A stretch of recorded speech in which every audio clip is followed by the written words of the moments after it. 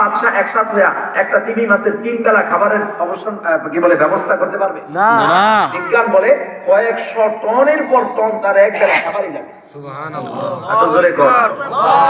ও দুনিয়ার বাদশারা দেখো চিন্তা করে, সাগরের ওই নীল তিমিটার খাদ্য কাহার ঘরে, সারি সারি পিপিলিকা থাকে গর্ত খুঁড়ে, কে তাহাদের খাদ্যগুলো রাখছে গুদাম ভরে।